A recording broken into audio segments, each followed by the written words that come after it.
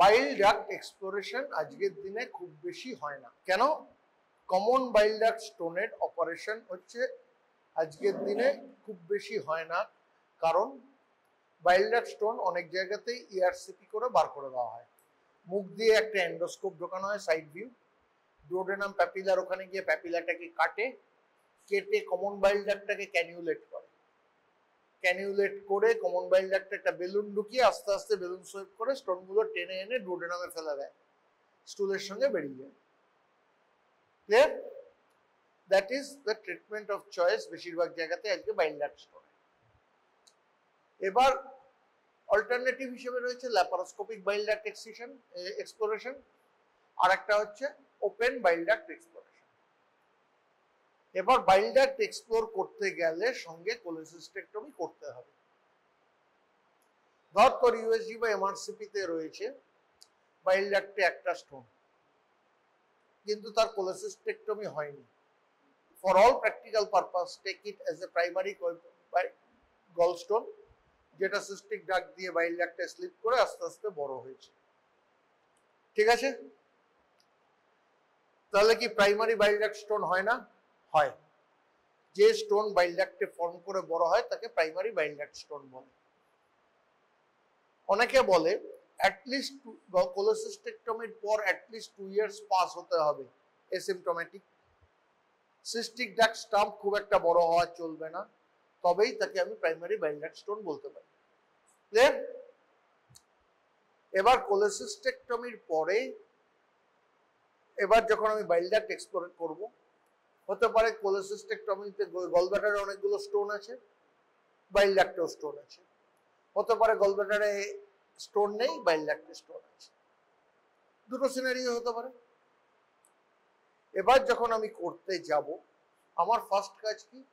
গলব্লাডারের ক্যালটস ট্রায়াঙ্গেলটাকে dissect করে cystic ডাক্টটাকে অক্লুড করে দাও, আইদার বাই ক্লিপ বা ওপেন করলে বাই সুচার্স। কেন? তাহলে সিস্টিক ডাক্ট দিয়ে গলব্লাডারের বাকি স্টোন স্লিপ করে আর বাইল ডাক্টে আসবে না। এবার গলব্লাডারটা যেমন আমি বাদ দিয়ে দিতে পারবো, because it is not essential for life, bile duct is essential for life, আমি সেটাকে বাদ দিতে পারবো না। আমাকে ওর ভেতর থেকে স্টোনটা বার করে আনতে হবে, তাই তো? স্টোনটা বার করতে গেলে আমাকে কি করতে হবে? ফার্স্টে বাইল ডাক্টটাকে কনফার্ম করতে হবে।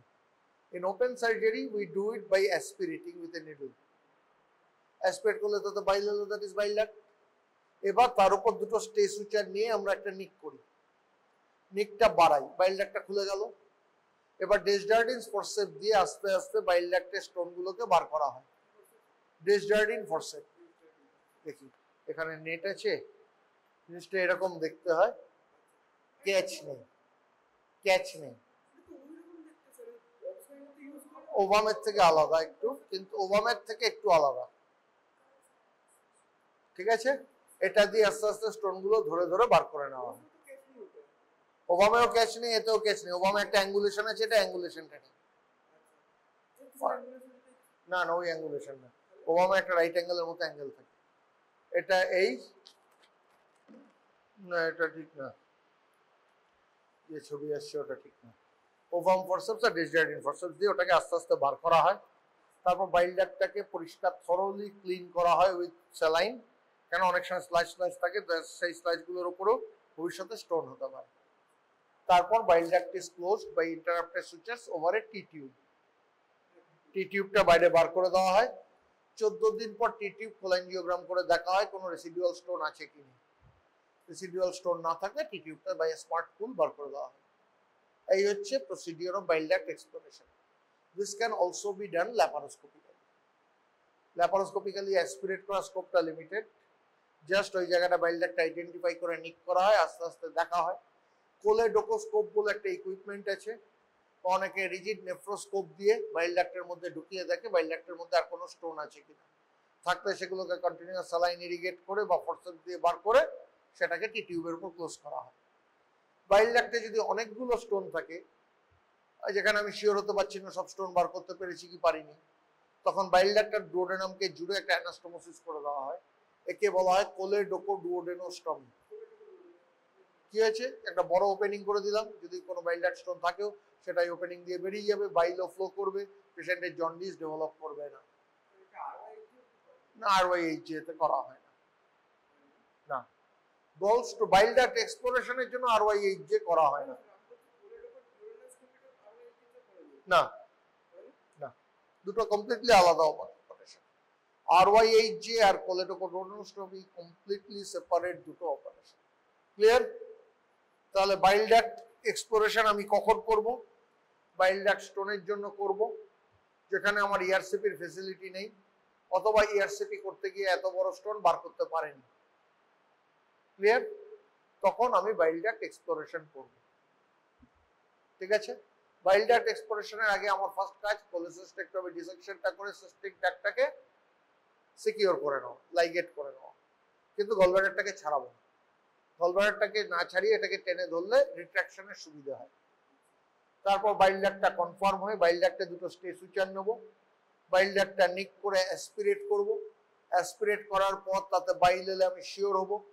তারপর সেটা নিক করার পর আমি ভেতর থেকে স্টোনগুলো বার করব। বার করার পর আমি ভালো করে ওয়াশ দেবো। ওয়াশ দিয়ে ভেতরে যা কিছু গুঁড়ো গুঁড়ো স্লাচ থাকবে সেটাকে বার করে দেবো। সেটা বার করার পর ওভারে টি টিউব আমি এটাকে ক্লোজ করব। টি টিউব না দিয়ে যদি আমি প্রাইমারি ক্লোজ করি তাহলে chances of post operative structure অনেক বেশি।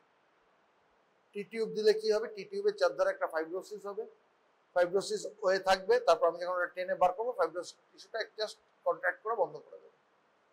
ক্লিয়ার? আর কিছু?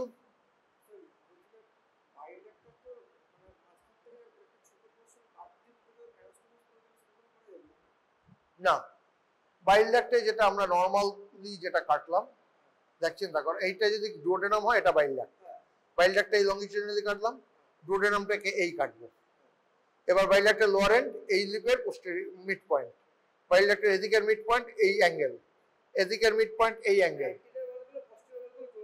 জুড়ে দিলাম। তাহলে একটা রম্বয়েড শেপে এটা একটা অ্যানাস্টোমোসিস হয়ে গেল। ক্লিয়ার? এরকম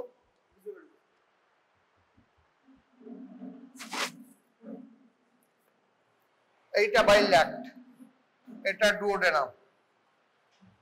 আমি বাইল ডাক্টটাকে এরকম কেটেছি আর ডুওডেনামটাকে এরকম কেটেছি। কিরকম দাঁড়ালো? ডুওডেনামের ওপেনিংটা এরকম, বাইল ডাক্টের ওপেনিংটা এরকম। আমি এই জায়গাটা আর এটা জুড়লাম, এটার সঙ্গে এটা জুড়লাম, এটার সঙ্গে এটা জুড়লাম। এবার এখানে দুটো বাইট, এখানে দুটো বাইট হলো। এবার এর সঙ্গে এটা জুড়লাম, এখান থেকে একটা বাইট এখানে, একটা বাইট এখানে, এখান থেকে একটা বাইট এখানে, এখান থেকে একটা বাইট এখানে। কি দাঁড়ালো? একটা রম্বয়েড শেপেড হলো। হ্যাঁ, এটার সুবিধা কি? যদি কিছু রেসিডুয়াল স্টোন থাকে সেটা বাইল ডাক্টের ডুওডেনামে ঢুকে যাবে। প্লাস যদি আমার নিচে স্টোন ব্লকও থাকে আমার উপর দিয়ে বাইল বেরিয়ে যাবে, পেশেন্টের জন্ডিস হবে না। ক্লিয়ার?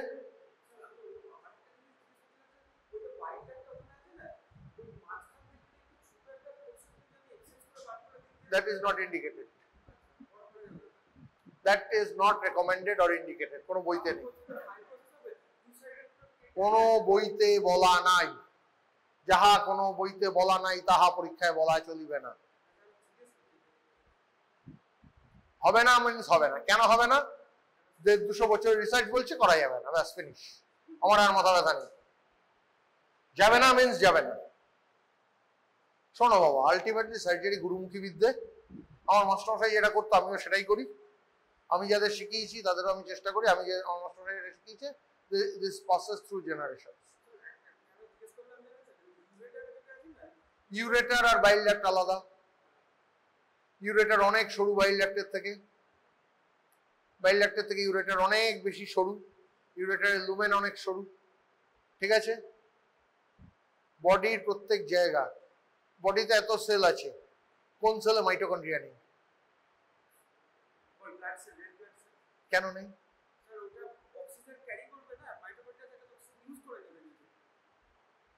বডি ইজ এই পৃথিবীর শ্রেষ্ঠ ইঞ্জিনিয়ার হিউম্যান বডি তৈরি করেছে। তোর ব্রেনটাকে কত প্রোটেক্ট করে দিয়েছে, হার্ট, লাং, ব্রেন কত প্রোটেক্ট করে দিয়েছে, লিভারকেও কতটা প্রোটেক্ট করে দিয়েছে, স্প্লিনকেও কতটা প্রোটেক্ট করে দিয়েছে। স্প্লিন বিরাট কোনো বড় না হলে ফাটবে না। ওপরওয়ালা পৃথিবীর সবচেয়ে বড় engineer, and human body is the greatest piece of engineering ever done. Okay, তাহলে গল ব্লাডার হলো, বাইল ডাক্ট এক্সপ্লোরেশন হলো।